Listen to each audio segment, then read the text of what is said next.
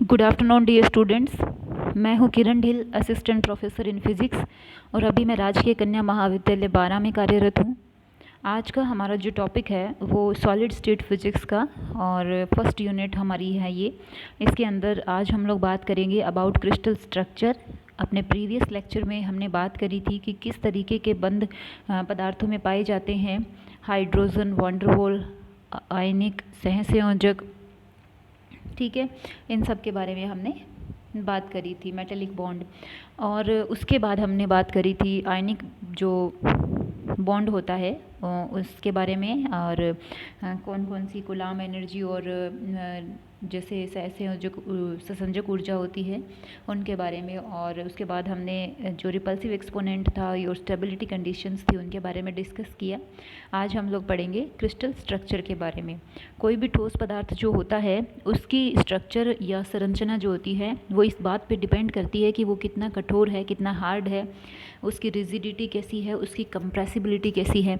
Compressibility मतलब उसको कितना दबाया जा सकता है, कंप्रेस किया जा सकता है। सॉलिड या हार्ड मतलब कि आप अगर उसको तोड़ना चाहे तो आपको कितनी ताकत लगानी पड़ेगी। रिजिड मतलब कि आप अगर उसके मॉलिक्यूल्स की जो स्ट्रक्चर है उसको विस्थापित करना चाहें, उसको इसकी शेप में चेंज करना चाहें तो क्या करना पड़ेगा। तो उस चीज़ पे डिपेंड करता है कि सॉलिड जो है वो कैसा है, ठोस जो है वो कैसा है। इस आधार पर ठोस पदार्थों को दो भागों में बांटा जाता है। एक है अक्रिस्टलीय ठोस और दूसरा है क्रिस्टलीय ठोस। जो अक्रिस्टलीय ठोस होते हैं उसमें अणुओं की कोई निश्चित ज्यामितीय व्यवस्था नहीं होती है, कोई पैटर्न नहीं होता है कि इस तरीके से अणुओं का अरेंजमेंट होगा। इसीलिए इनको क्या कहते हैं, अक्रिस्टलीय ठोस। जैसे कि कांच, प्लास्टिक, रबड़, रेजिन आदि। जैसे रबड़ है उसका जो जैसा आपको दिखता है आप उसको खींच करके स्ट्रेच कर करके उसको बदल सकते हो।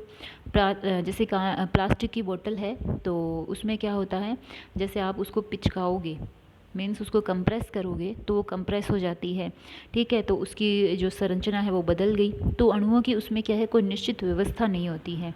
ये अक्रिस्टलीय ठोस होते हैं। जैसे कि इधर आप देखो ये है अक्रिस्टलीय संरचना, तो इसमें क्या है, कोई निश्चित व्यवस्था नहीं है, रैंडम डिस्ट्रीब्यूशन है। और दूसरा होता है क्रिस्टलीय ठोस, उसमें क्या है, अणुओं की एक निश्चित ज्यामितीय व्यवस्था होती है, ठीक है। और जिसका एक एग्जांपल्स हैं जैसे हीरा है, सोडियम क्लोराइड है, पोटेशियम क्लोराइड है, गंधक है, शक्कर है, ठीक है, इस तरीके से। तो इनमें क्या है, एक निश्चित ज्यामितीय रूप या व्यवस्था जो है वो पाई जाती है।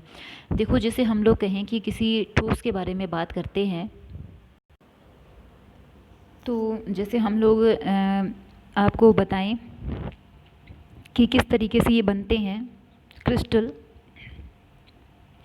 तो क्रिस्टल की स्ट्रक्चर में जालक और आधार और उससे बनता है क्रिस्टल।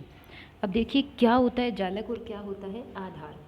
तो जालक जो होता है, जालक जो होता है वो एक खाली जगह के जैसा होता है। मान लीजिए कि किसी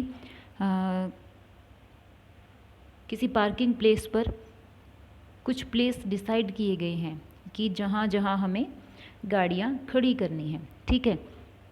तो ये जो अरेंजमेंट होता है ये 3 डायमेंशनल इनफाइनाइट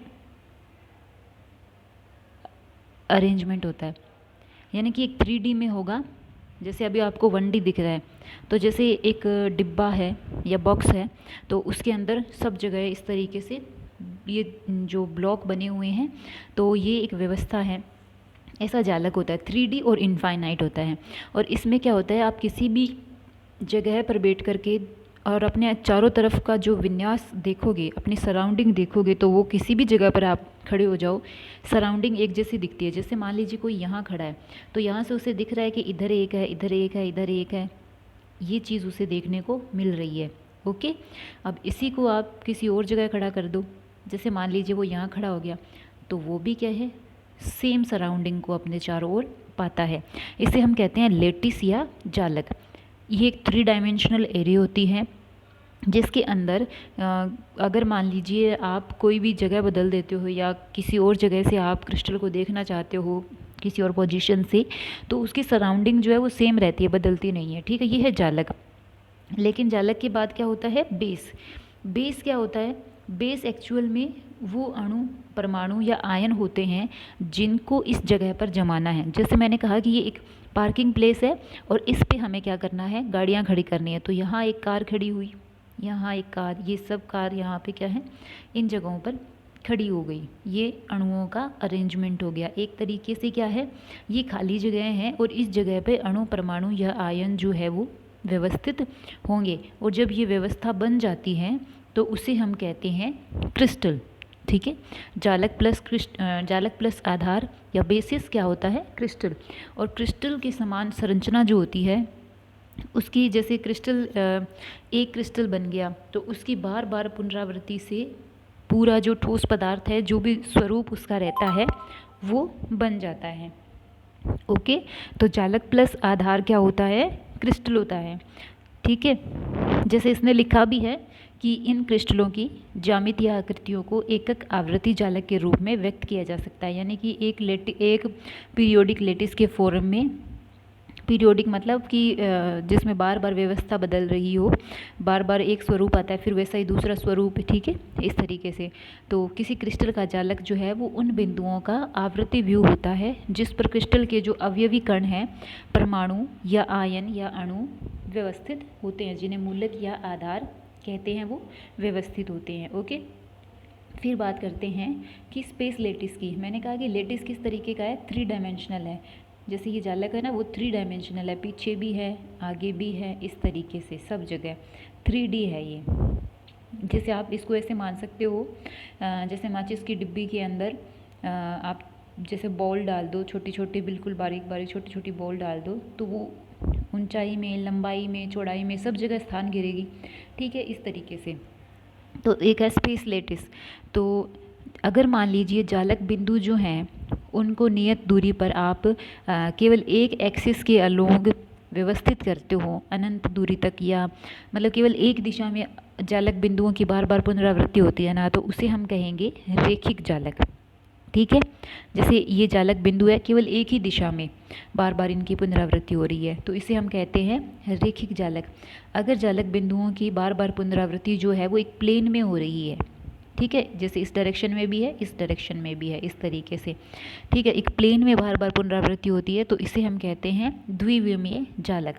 और अगर एक प्लेन के साथ साथ तीसरी दिशा में भी बार बार पुनरावृत्ति होती है, तो उसे हम कहते हैं स्पेस लेटिस या स्पेस या आकाशीय जालक, जो कुछ इस तरीके का दिखाई देता है। ओके, तो इसमें जैसे मैंने सिंपल भाषा में समझा दिया, परिभाषा की भाषा में इसमें लिखा हुआ है कि जालक बिंदुओं का एक दिशा में बार बार पुनरावृत्ति से रेखिक जालक, एक प्लेन के अंदर या 2 संभव दिशाओं में बार बार पुनरावृत्ति जालक बिंदुओं की तो द्विविमीय, और 3 दिशाओं में तो त्रिविमीय या स्पेस लेटिस या आकाशीय जालक होता है।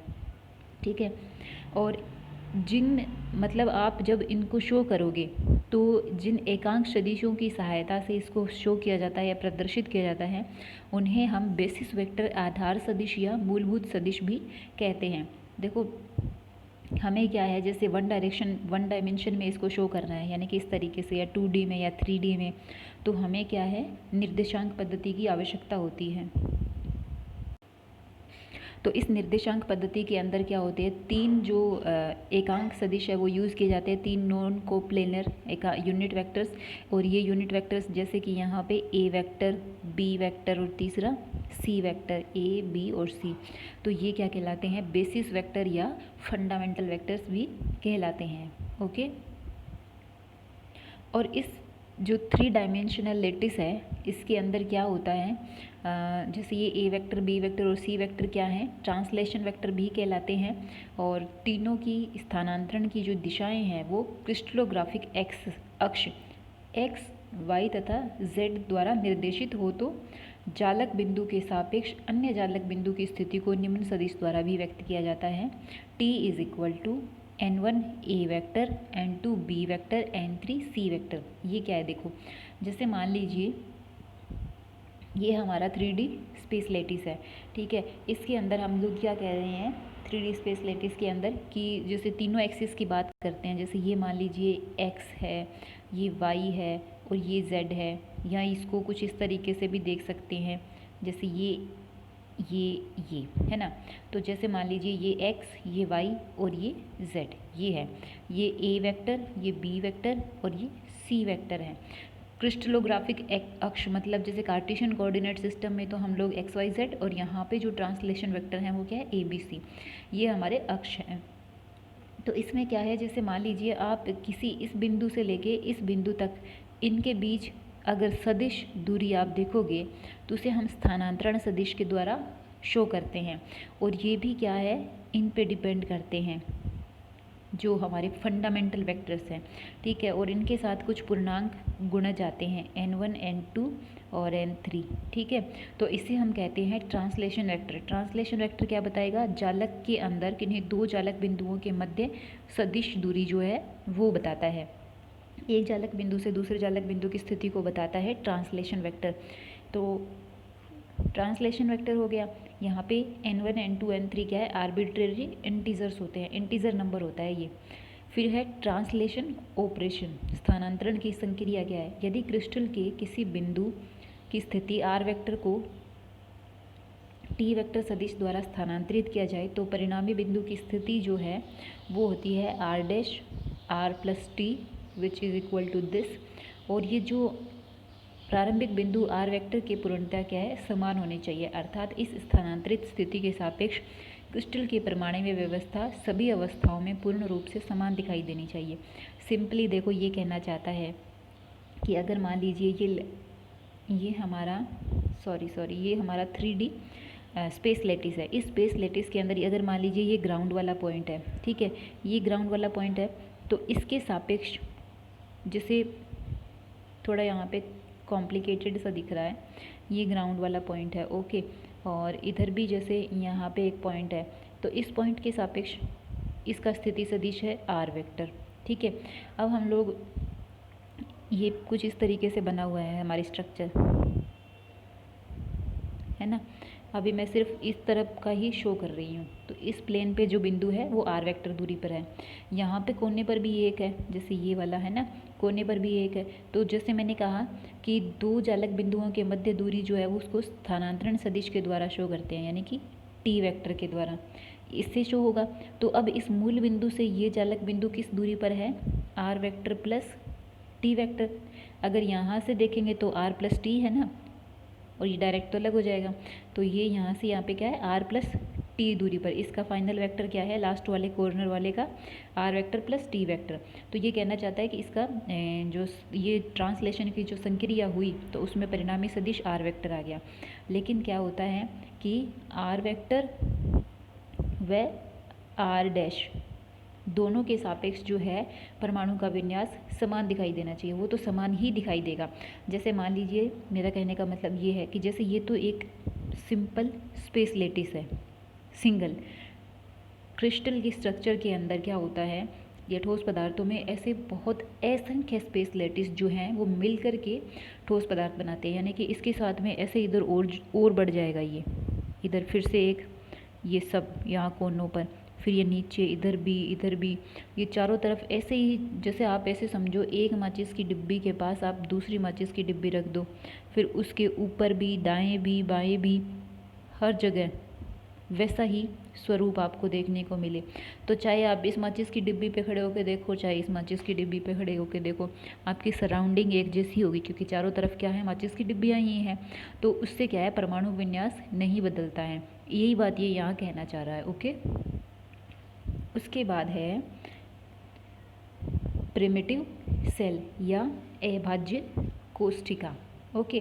तो अभाज्य कोष्ठिका क्या होती है कि यदि जालक में r वेक्टर व r डैश वेक्टर स्थिति वाले बिंदुओं जिनके सापेक्ष क्रिस्टल में परमाणु विन्यास समान दिखाई देता है तथा n1 n2 n3 पूर्णांकों का कोई समुच्चय जो समीकरण को संतुष्ट करे, ओके, तो ये सभी अभाज्य सदिश कहलाते हैं। और इन अभाज्य सदिशों से बनने वाला जो समांतर षटफलक है वो प्रिमिटिव सेल कहलाता है या अभाज्य कोष्ठिका कहलाता है। यानी कि जालक के अंदर जिन जिन बिंदुओं पे परमाणु का विन्यास समान दिखाई देता है, जैसे क्या है, यूँ हम कहते हैं कि जो लेटिस है, जो जालक है, वो क्या है, इनफाइनाइट 3 डायमेंशनल पीरियोडिक एरे है, जिसमें हर एक परमाणु के चारों तरफ की सराउंडिंग एक जैसी है। लेकिन सॉलिड की कोई तो स्ट्रक्चर होगी, ठीक है, उस स्ट्रक्चर में कोई तो किनारे वाला परमाणु होगा, तो उस किनारे वाले परमाणु के तो इधर तो कुछ भी नहीं है। अब जो जो अंदर हैं उनके लिए हम कह सकते हैं कि उसकी सराउंडिंग एक जैसी है, लेकिन एक लिमिटेशन लग जाती है कि सॉलिड की जो स्ट्रक्चर है, उस स्ट्रक्चर में किनारे वाले परमाणु के पास जो है वो सराउंडिंग वैसी नहीं रहती है, ठीक है।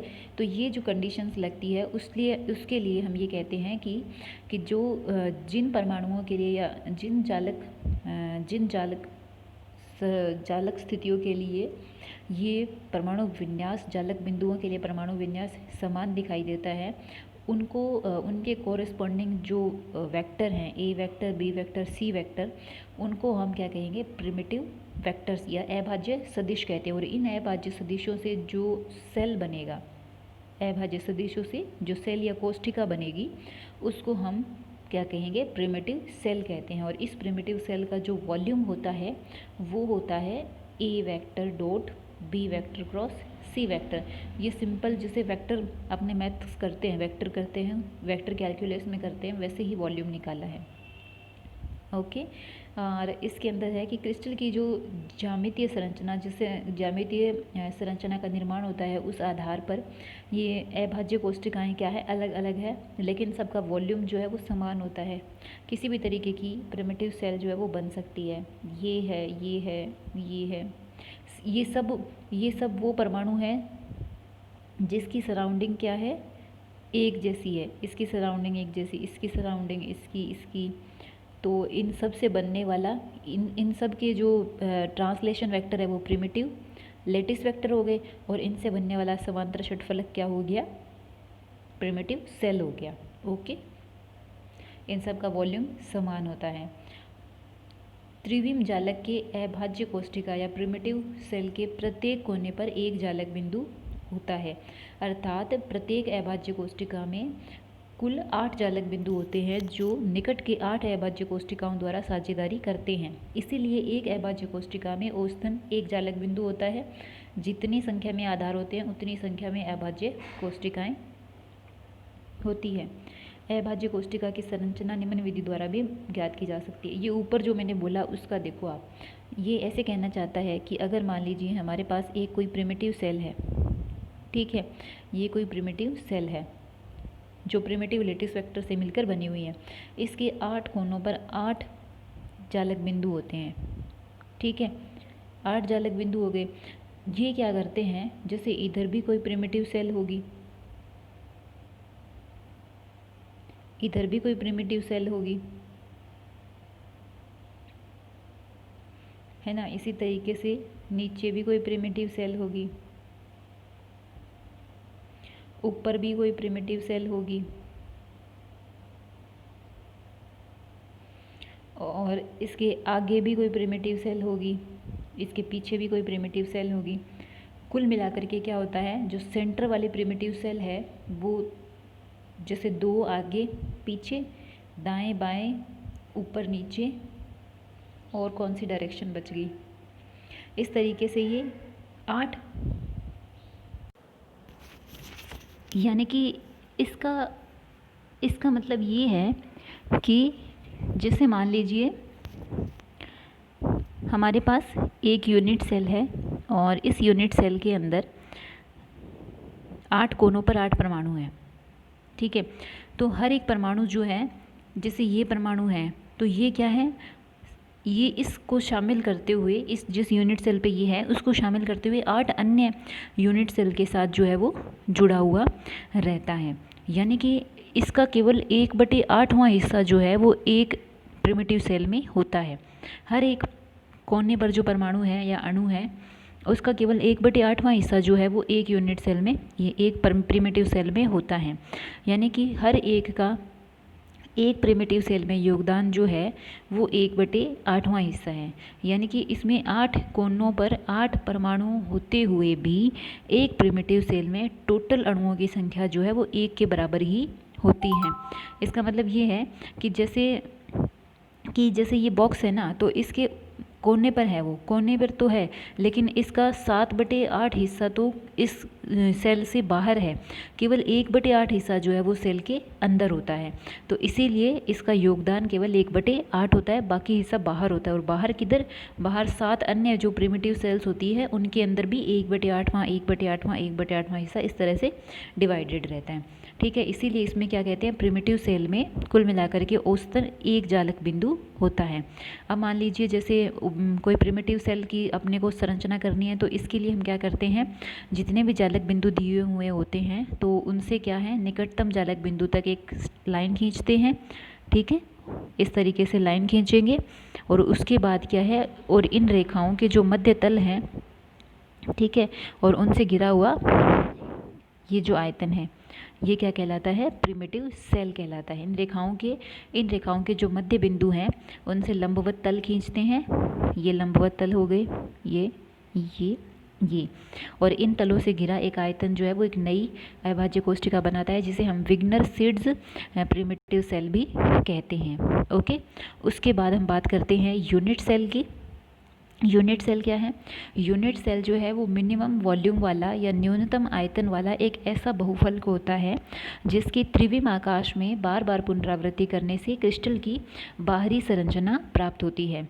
एक कोशिका का चयन स्वेच्छा से किया जाता है, परंतु उसमें जालक की सममितता तथा क्रिस्टल की बाहरी ज्यामिति को व्यक्त करने वाला संदेश होना आवश्यक है। मान लीजिए जैसे कोई दीवार है ना, यूनिट सेल क्या है एक्चुअल में बताती हूँ, कि जैसे कोई दीवार है, ईंटों से बनी हुई दीवार, ये उसमें ईंटें लगी हुई है। ठीक है, तो ये दीवार कैसे दिखती है? जैसी ईंट हो। ठीक है, एक सिंगल ईंट का पीस होता है ना, वैसी, है ना, जैसे ये एक सिंगल ईंट का पीस है और दीवार जो है बिल्कुल ऐसी ही क्या है, दीवार की स्ट्रक्चर है आयताकार। ठीक है, तो ये एक यूनिट सेल है जिससे क्या है, बड़ी दीवार बनी। ओके, तो ये क्या है, मिनिमम वॉल्यूम वाला एक ऐसा बहुफलक है जिसकी बार बार पुनरावृत्ति से यहाँ पे 1 2 3 4 इस तरीके से बार बार 3 डायमेंशन में पुनरावृत्ति से क्रिस्टल की बाहरी संरचना प्राप्त होती है। ओके, जैसे कोई ईंटों से हमने एक रेक्टेंगुलर ब्लॉक बना दिया। ठीक है, तो ईंट क्या हो गया, यूनिट सेल हो गया, और उससे जो ब्लॉक बना वो क्या है, क्रिस्टल हो गया। उसकी बाहरी संरचना जो है वो हमें प्राप्त हो जाती है। ठीक है, इस यूनिट सेल के अंदर भी क्या होते हैं, 3 प्रिमिटिव वेक्टर्स होते हैं ए बी सी, और इनके बीच का जो एंगल होता है वो अल्फा बीटा और गामा होता है। ये 3 वेक्टर हैं, अभाज्य सदिश या प्रिमिटिव वेक्टर, और इनके बीच का एंगल अल्फा बीटा गामा। और इनके लिए ये जो प्रिमिटिव वेक्टर हैं इनके परिमाण जो हैं वो बराबर हो सकते हैं, बराबर हो या नहीं हो, दोनों बातें हैं, मतलब कि हर एक लैटिस के अंदर या अलग अलग होंगे, ये परिमाण बराबर हो भी सकता है और नहीं भी हो सकता। किसी में बराबर होंगे, किसी में नहीं होंगे। एंगल भी क्या है, किसी में बराबर होंगे और किसी में अलग होंगे, दोनों चीज़ें होंगी। कोई ज़रूरी नहीं है कि हमेशा बराबर हो, ये जो प्रिमिटिव लैटिस वेक्टर्स हैं और ये जो एंगल हैं वो। ठीक है, और इस यूनिट सेल का जो वॉल्यूम है, वॉल्यूम क्या होता है, एकक कोशिका में कणों का द्रव्यमान बटे एकक कोशिका का आयतन। तो एक कोशिका में मान लीजिए n कण है, एक कण का द्रव्यमान m है, तो टोटल कणों का द्रव्यमान क्या हो गया, m × n, और volume of unit cell is v। Okay, अब इस द्रव्यमान को अणुभार के अंदर अगर व्यक्त करेंगे तो ma/na। ठीक है, अणुभार बटे एवोगाड्रो नंबर, ये एक कण का द्रव्यमान है, इसको अणुभार बटे एवोगाड्रो संख्या से रिप्रेजेंट किया है यहाँ पे। ठीक है, तो ये है यूनिट सेल। अब देखो, यूनिट सेल और प्रिमिटिव सेल दोनों में एक जैसे लगते हैं, लेकिन दोनों में कुछ डिफरेंस है। प्रिमिटिव सेल जो है वो न्यूनतम आयतन वाला बहुफलक होता है जिसके बार बार दोहराने से क्रिस्टल की ज्यामिति प्राप्त होती है तथा उसमें केवल एक जालक बिंदु होता है। जबकि एकक कोशिका क्या है, न्यूनतम आयतन वाला बहुफलक होता है जो स्वच्छ आकृति का होता है, जिसके बार बार दोहराने से क्रिस्टल की बाहरी ज्यामिति प्राप्त होती है। इसमें औसतन एक या एक से अधिक जालक बिंदु होता है। अब देखो, प्रिमिटिव सेल जो है वो भी मिनिमम वॉल्यूम वाला है, और इसमें क्या है, इसमें भी वो संदेश होता है क्रिस्टल की स्ट्रक्चर कैसी होएगी। ठीक है, तो ये तो सब जैसे इनमें क्या है, एक ही जालक बिंदु होता है, और जो ये यूनिट सेल है उसमें एक से अधिक जालक बिंदु भी विद्यमान हो सकते हैं। प्रिमिटिव सेल में तो हम कहते हैं कि 8 कोनों पर तो उनका योगदान 1/8, हर एक का 1/8 योगदान होता है, टोटल 8 हैं। तो टोटल जो परमाणु या जालक बिंदु है वो 1 होता है, लेकिन यूनिट सेल में 1 या 1 से अधिक जालक बिंदु भी हो सकते हैं। और यूनिट सेल जो है उसकी शेप या साइज़ जो है वो कैसी भी हो सकती है, स्विच आकृति का होता है वो, क्योंकि जैसे अल्फ़ा बीटा गामा वेरी करेंगे और उसके साथ में जो प्रिमिटिव वेक्टर्स हैं ए बी सी तीनों वेरी करेंगे, तो उस हिसाब से क्या है इसका साइज़ और शेप जो है वो बदलता रहता है। लेकिन प्रिमिटिव सेल में ऐसा नहीं होगा और वो एक निश्चित ज्यामितीय स्वरूप में होगा जो क्रिस्टल की बाहरी स्ट्रक्चर को बताएगा। बाहरी स्ट्रक्चर को यूनिट सेल भी बताएगा, बट वैसा ही बताएगा जैसा ये खुद होगा। अगर ए बी सी के जिस तरीके के भी मान होंगे, अल्फ़ा बीटा के जिस तरीके के भी मान होंगे, उस हिसाब से यूनिट सेल की साइज़ और शेप रहती है। तो ये डिफरेंस होता है प्रिमिटिव सेल और यूनिट सेल के अंदर। आज हम इतना ही पढ़ेंगे और इसको आप अच्छे से स्टडी कर लेना, अगर कोई प्रॉब्लम आए तो पूछना। ओके बच्चों, खुश रहो, स्वस्थ रहो, अपना ख्याल रखो और पढ़ते रहो। धन्यवाद।